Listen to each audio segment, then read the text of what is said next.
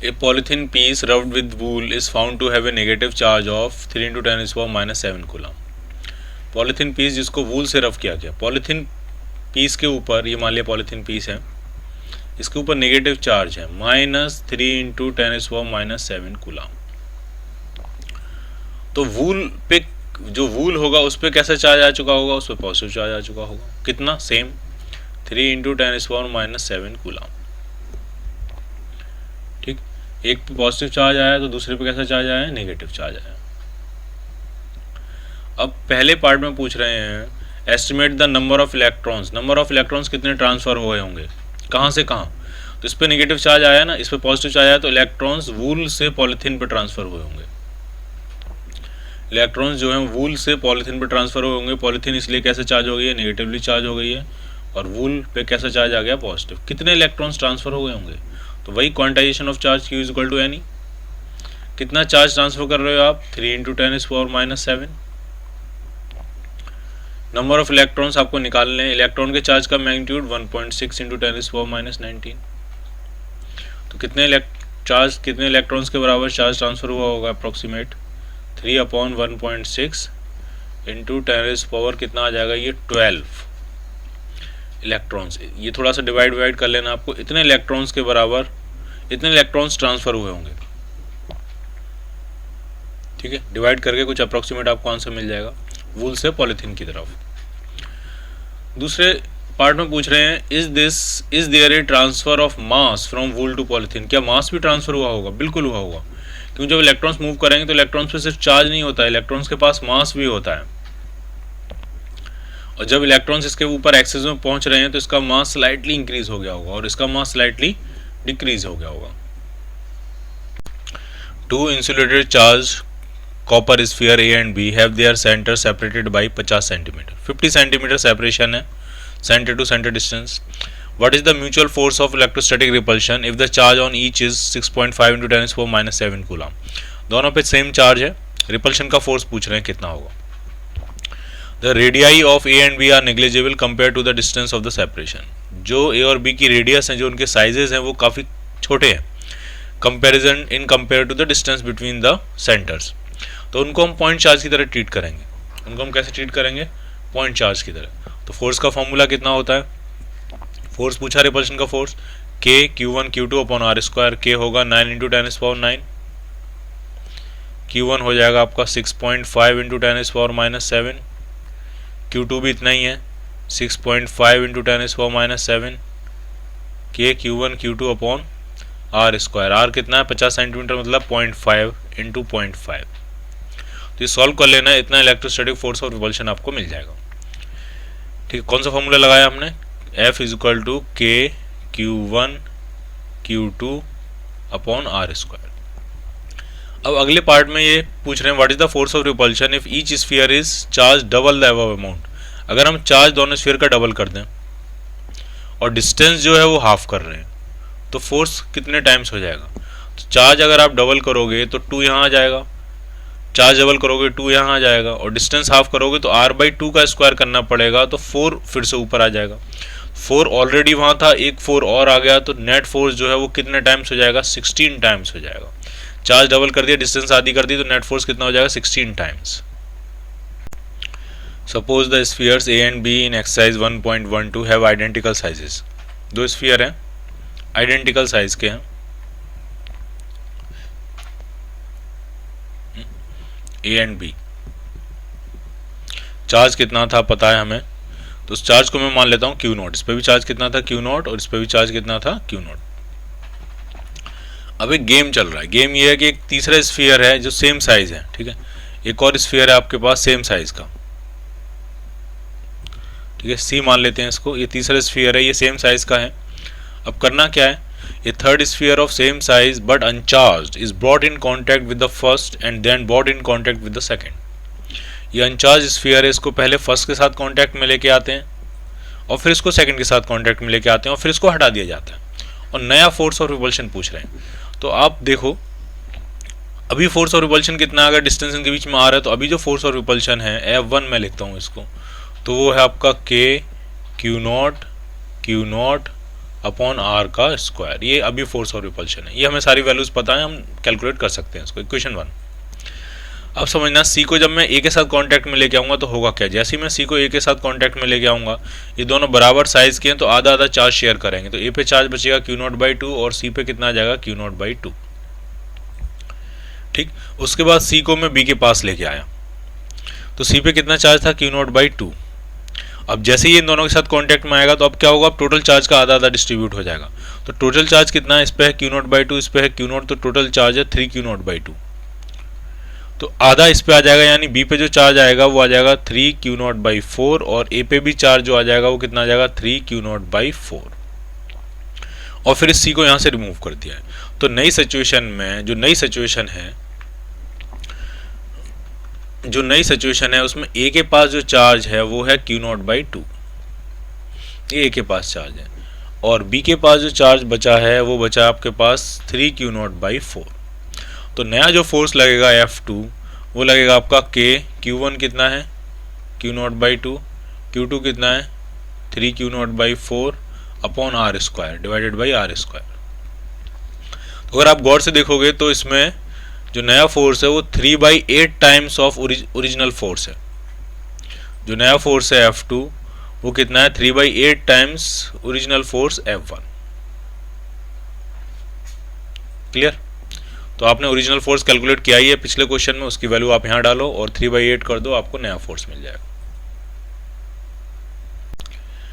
Figure shows tracks of 3 charge particles in a uniform electric field. एक uniform electric field है और वो कहाँ होगा, पॉजिटिव से नेगेटिव की तरफ। ये एक यूनिफॉर्म इलेक्ट्रिक फील्ड है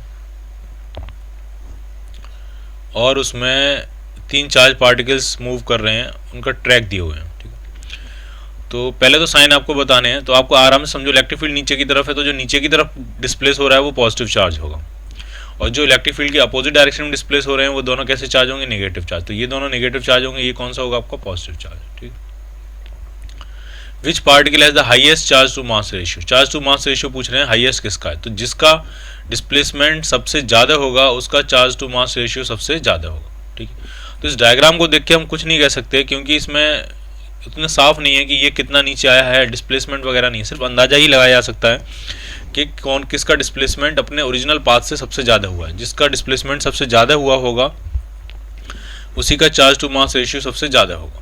ठीक है, Q/m। चार्ज जो है वो इलेक्ट्रिक फोर्स डिटरमाइन करेगा, मास जो है वो इनर्शिया है। जितना ज़्यादा मास होगा उतना वो स्ट्रेट लाइन में चलना चाहेगा, जितना कम मास होगा उतना जितनी जल्दी वो डेविएट हो जाएगा। इनर्शिया जितना कम होगा उतनी जल्दी डेविएट हो जाएगा, जितना इनर्शिया ज़्यादा होगा उतना वो सीधे चलना चाहेगा। चार्ज के लिए जितना चार्ज ज़्यादा होगा उतना जल्दी डेविएट होगा क्योंकि उतना स्ट्रॉन्ग उस पर इलेक्ट्रिक फोर्स लग रहा होगा। ठीक है, तो शायद ऐसा देखने में लग रहा है कि 3 का डिस्प्लेसमेंट, आप एक स्ट्रेट लाइन बनाओ, यहाँ पे जिस पॉइंट से आ रहे हैं वहाँ से स्ट्रेट लाइन बनाओ, फिर देखो 3 का डिस्प्लेसमेंट कितना हुआ है, इसी तरह से 2 का डिस्प्लेसमेंट कितना हुआ है, इसी तरह से 1 का डिस्प्लेसमेंट कितना हुआ है। तो शायद ऐसा दिख रहा है कि चार्ज टू मास रेशियो 3 का सबसे ज़्यादा होगा।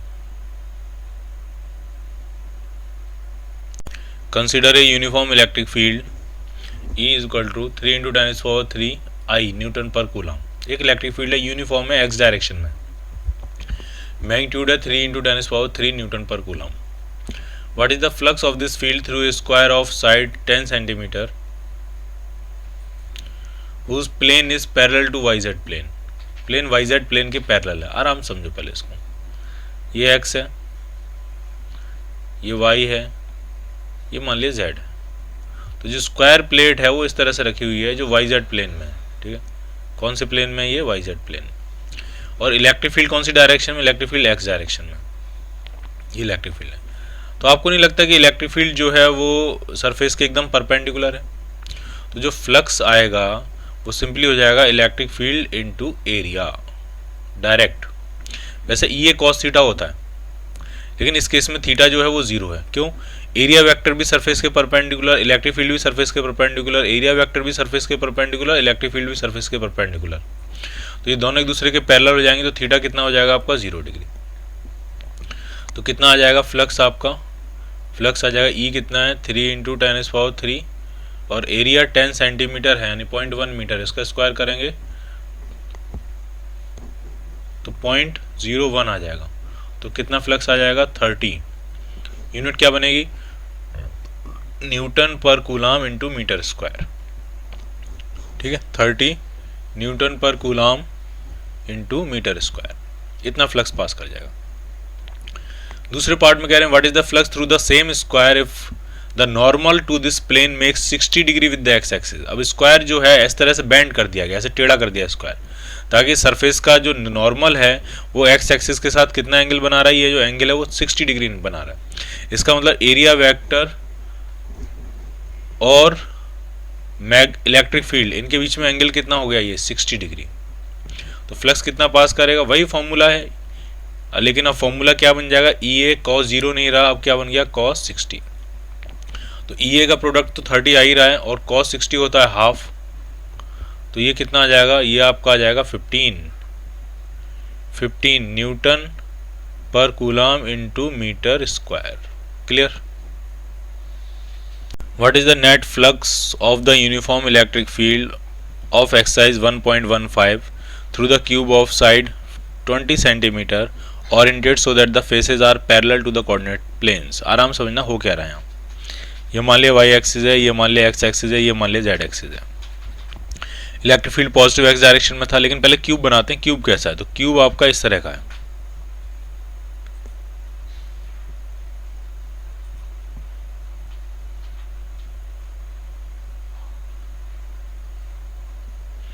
ये आपका क्यूब है और क्यूब की जो फेसेस हैं वो कोऑर्डिनेट एक्सिस के अलोंग है, ठीक है। ये एक्स एक्सिस है, ये वाई एक्सिस है, ये जेड एक्सिस है। दो सरफेसेस एक्स वाई प्लेन के पैरेलल हैं, दो सरफेसेस एक्स जेड प्लेन के पैरेलल हैं, दो सरफेसेस वाई जेड प्लेन के पैरेलल हैं, ठीक है। एक क्यू है और यूनिफॉर्म इलेक्ट्रिक फील्ड था, ठीक है। इलेक्ट्रिक फील्ड जो था वो यूनिफॉर्म था, एक्स डायरेक्शन में था इलेक्ट्रिक फील्ड।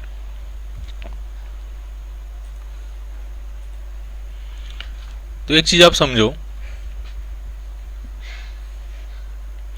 कुछ सरफेसेस का तो फ्लक्स 0 हो जाएगा, कुछ सरफेसेस के पैरेलल इलेक्ट्रिक फील्ड हो जा रहा है। जैसे कि ये जो टॉप वाली सरफेस है, इस सरफेस का एरिया वेक्टर तो बाहर की तरफ होगा और इलेक्ट्रिक फील्ड इस तरफ है, इनके बीच में एंगल 90 डिग्री है, तो फ्लक्स कितना हो जाएगा 0। कुछ सरफेसेस में तो फ्लक्स पास ही नहीं करेगा, ये जो फ्रंट वाली सरफेस है इससे फ्लक्स पास नहीं करेगा, ये जो बैक वाली सरफेस है इससे फ्लक्स पास नहीं करेगा, ये जो बॉटम सरफेस है इससे फ्लक्स नहीं पास करेगा। अगर सरफेस, आराम समझना, सरफेस और इलेक्ट्रिक फील्ड अगर ये पैरेलल हो जाए, सरफेस में एरिया नहीं कह रहा हूँ मैं कह रहा हूँ सरफेस और इलेक्ट्रिक फील्ड अगर पैरेलल हो जाए तो कोई फ्लक्स वहां से पास नहीं करता। कोई भी इलेक्ट्रिक फील्ड लाइन सरफेस को थ्रेड करके नहीं जाती, क्रॉस करके नहीं जाती, कट करके नहीं जाती। अगर हम एरिया वेक्टर के बारे में बात करें तो एरिया वेक्टर और इलेक्ट्रिक फील्ड अगर एक दूसरे के परपेंडिकुलर हो जाए, एरिया वेक्टर और इलेक्ट्रिक फील्ड अगर एक दूसरे के परपेंडिकुलर हो जाए तो फ्लक्स कितना हो जाएगा 0, क्योंकि फ्लक्स होता है E dot A, dot product 0 हो जाएगा अगर दो वेक्टर्स आपस में क्या है, परपेंडिकुलर, ठीक है।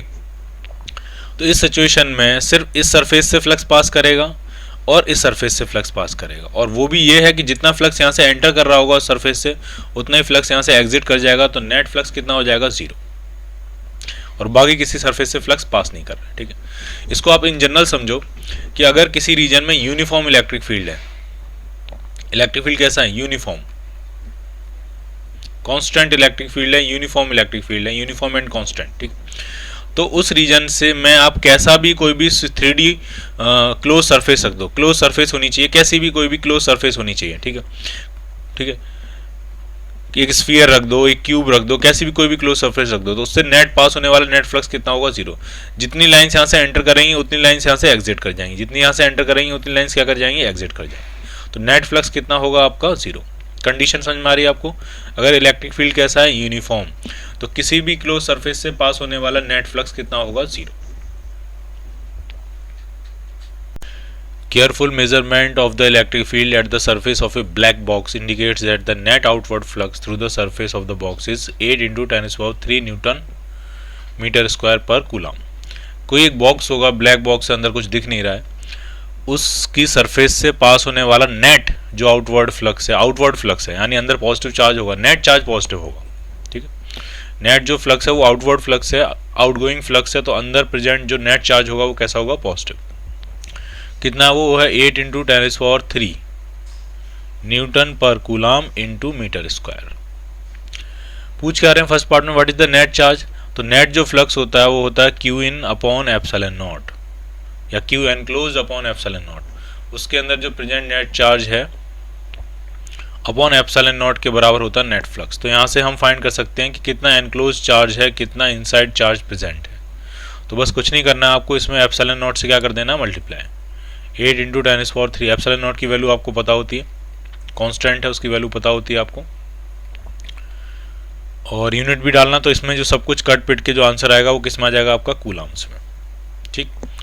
सेकंड पार्ट में, if net outward flux through the surface of the box were 0, अगर नेट आउटवर्ड फ्लक्स 0 हो जाए तो इसका क्या मतलब हुआ, किसका मतलब कि बॉक्स के अंदर कोई चार्ज नहीं है, कि कोई नेट चार्ज नहीं है। तो बॉक्स के अंदर चार्ज तो हो सकता है, जितना पॉजिटिव चार्ज होगा उतना ही क्या होगा, नेगेटिव चार्ज। तो नेट चार्ज कितना हो जाएगा, 0। नेट चार्ज 0 हो गया तो नेट आउटगोइंग फ्लक्स भी कितना हो जाएगा, आपका 0 हो जाएगा। तो ऐसा नहीं कह सकते कि कोई no charges were present inside the box, ये नहीं कह सकते। हम कह सकते हैं कि charges can be present inside the box but net charge, total sum of those charges will be 0। A point charge plus 10 microcoulomb is at a distance 5 cm directly above the center of a square of side 10 cm। एक square plate है, square है 10 centimetre side का, उसके centre से just 5 centimetre ऊपर एक point charge रखा हुआ है। पॉइंट चार्ज है Q0। What is the magnitude of electric flux through the square, इस स्क्वायर प्लेट से इस Q का कितना फ्लक्स पास करेगा। तो ऐसे हम कैलकुलेट नहीं कर पाएंगे, लेकिन एक ट्रिक है। ट्रिक ये है कि अगर हम 10 सेंटीमीटर का एक क्यूब बना लें,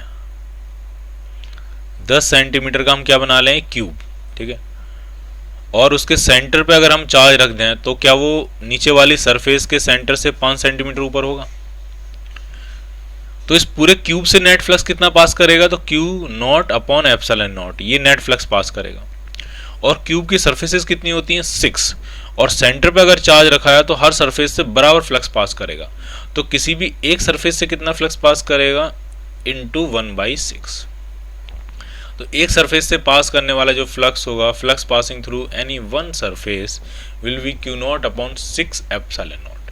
Q0 की वैल्यू है, एप्सिलॉन नॉट की वैल्यू आपको पता है, सब कुछ पता है, सारी वैल्यूज डालो, सॉल्व करो, आपको आंसर मिल जाएगा। A point charge of 2 microcoulomb is at the center of a cubic Gaussian surface 9 cm on edge। 9 on edge का क्या मतलब हुआ, ये क्या वो ये कहना चाहते हैं कि जो गॉसियन सरफेस है वो क्यूबिक है शेप में, और उसकी जो लेंथ है वो एज पे अगर हम नापते हैं तो 9 सेंटीमीटर की उसकी एज है। What is the net flux through the surface, surface से नेट फ्लक्स कितना पास करेगा। तो कैसी भी रैंडम शेप हो और उसके अंदर कोई अगर पॉइंट चार्ज रखा हुआ है तो उससे पास होने वाला जो नेट फ्लक्स होता है वो होता है Q in upon epsilon not.